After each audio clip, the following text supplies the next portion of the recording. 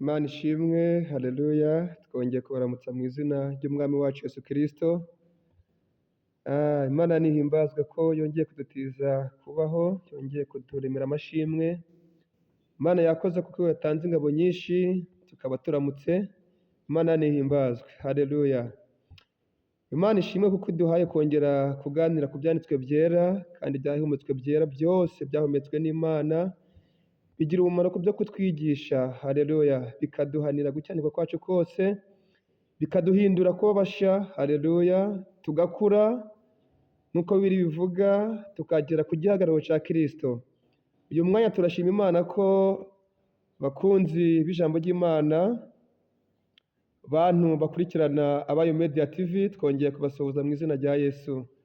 Uyu mwanya reka dusome ijambo ry'Imana Imana yaduhaye kugira ngo tuganireho, kugira ngo ijambo ry'Imana ritubere umutsima dutera imbaraga, ijambo ry'Imana ritubere itabaza rimurikira ibirenge byacu. Turasoma muri Matayo ibice 18, Matayo 18 umurongo wa 28. Haravuga ngo Matayo 18:28, haravuga ngo ariko uwo mugaragu arasohoka asanga umugaragu mugenzi we yagurije idenariyo 100, aramufata aramuniga, aramubwira ati nyishura umwenda wanjye. Umugaragu mugenzi we yikubita hasi aramwinginga ati nyihanganire nzakwishura.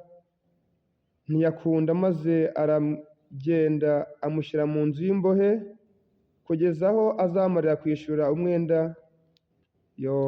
Abagaragu bagenzi be babonye ibibaye barababara cyane, baragenda babibwira sebuja uko bibaye byose. Maze sebuja aramuhamagara aramubwira ati wa mugaragu mubi we, naguhariye wa mwenda wose kuko wanyinginze. Nawe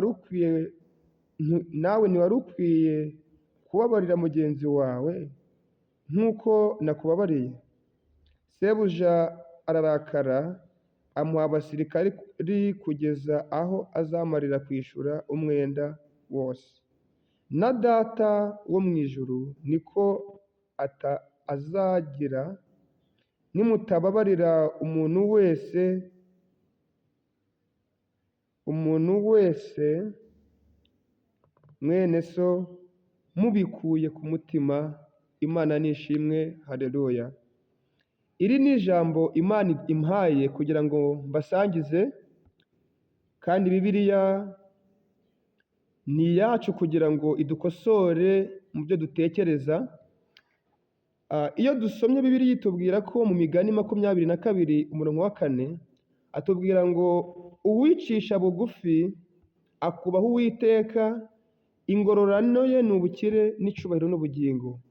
Kubaha Uwiteka bihera mu mitima yacu ndetse bikagera no kuri bagenzi bacu, kuko Bibiliya itubwira ko utakunda Imana utabonye, kandi koko Imana ntiturayibonesha amaso, ahubwo bica kuri mugenzi wawe, kubo mubana, kuba Imana igushyira imbere kugira ngo ubitwareho neza, ubereke ukuri guhabanye n'ibyo batekereza bo. Imana nishimwe cyane, Imana nihimbazwe, haleluya.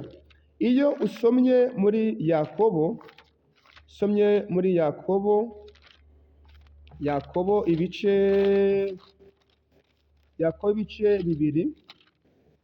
bibiri bya Yakobo ibice 2 n'umurongo wa 13, haratubwira naho ngo kuko utagira imbabazi atazababarirwa mu rubanza. Nyamara imbabazi ziruta urubanza kandi zikarwishima hejuru. Imana nishimwe cyane. Uyu munsi Imana impaye ijambo rivuga ko dukwiye kubabarira bagenzi bacu, kuko utababarira mugenzi we nawe atazababarirwa mu rubanza. Ahubwo biritubwiye ko imbabazi zikwiye kwishima, zikishima hejuru y'urubanza. Imana nishimwe cyane. Aho twasomye mbere muri Matayo hatubwiye inkuru ibabaje uruhande rumwe kandi irimo isomo rikomeye, aho umugaragu yababariwe akagirirwa imbabazi agatabarwa, ariko nyuma we ntaze kugira imbabazi. Ariko uyu munsi Imana iraguhamagarira kugira imbabazi, kuko gusubizwa kose kuraca kuri mugenzi wawe, kuko biravuga ngo udakunda mugenzi we ntabwo aba azi Imana.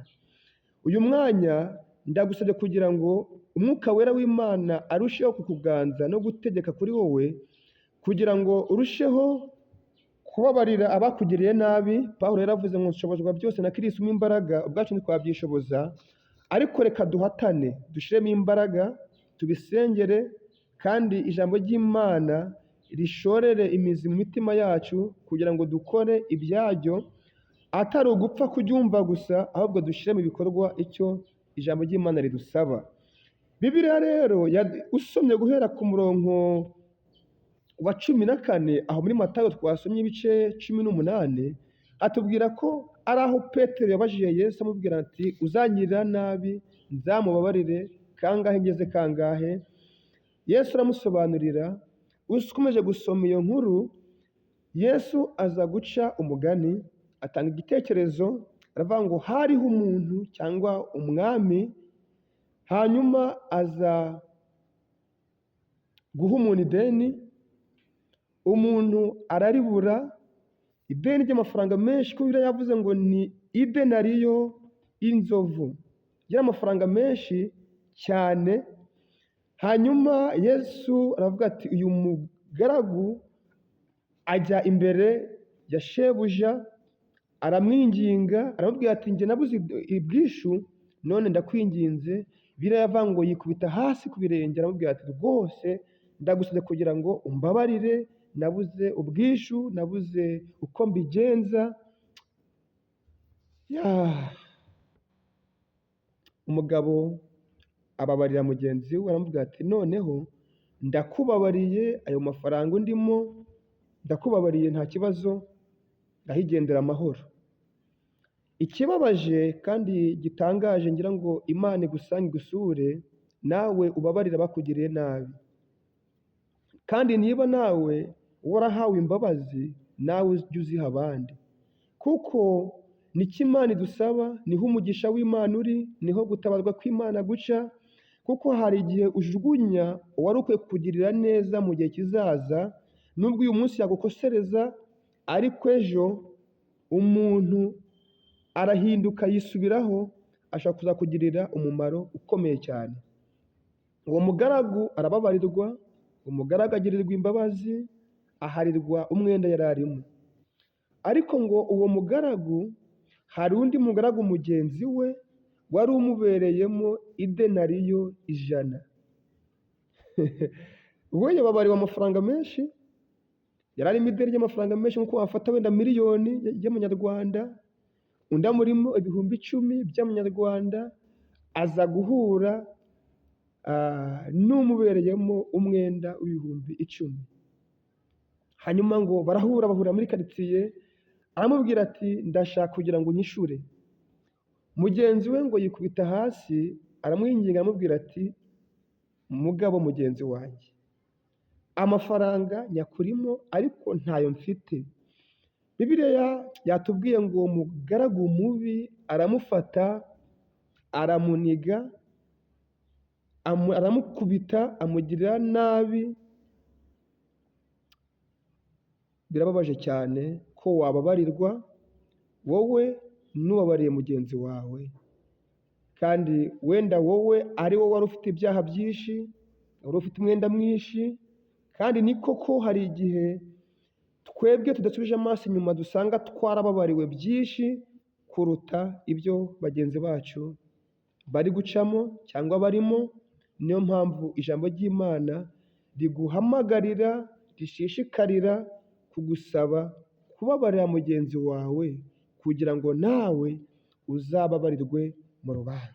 Imana nishimwe, haleluya, haleluya, haleluya. Nejejwe no kukubwira ko Imana iragusaba kubabarira mugenzi wawe, ndetse ugakunda mugenzi wawe nk'uko wikunda, kuko biratubwira ngo kuko Imana yakunze abari mu isi cyane, byatumye itanga umwana wawe w'ikinege kugira ngo uzamwizera wese atarimbuka. Imana yemeye gutanga Yesu ku bwawe, nawe rero ukwiye kugira ikirenge mu cya Yesu, ukababarira bagenzi bawe kugira ngo nawe uzabarirwe mu rubanza. Bibiliya iratubwira ngo nuko uwo mugaragu yewe agira nabi mugenzi we.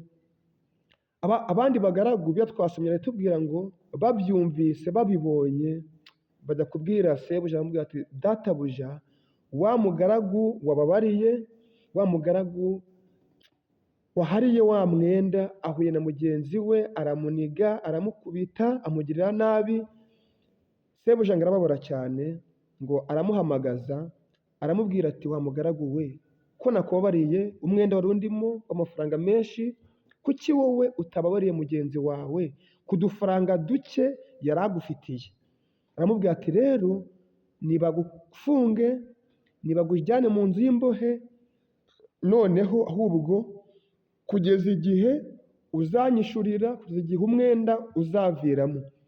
Bibiliya yatubwiye ngo natwe nitutababarira bagenzi bacu, uko niko natwe data wo mu ijuru azatugirira.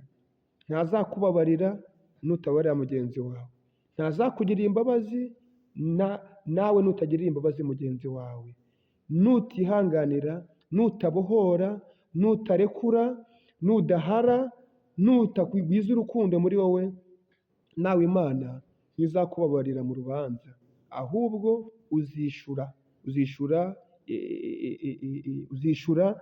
uzishura ibyaha.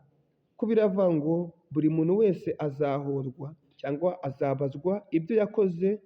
Rero reka uyu munsi mbifurize kubabarira, mbifurize kugwiza urukundo, mbifurize gutanga imbabazi nk'uko Imana natwe yazitugiriye, ikemera kuguharira, ikemera kwishiraho ibyaha, kuko biriya muri Yesaya iratubwira ngo igihano kiduhesha amahoro cyari kuri we, kandi ibibyimba bye nibyo adukirisha. Reka rero mbifurize Imana, ndabasengeye kugira ngo Imana y'amahoro ibashoboze mu izina rya Yesu Kristo umwana w'Imana, amen.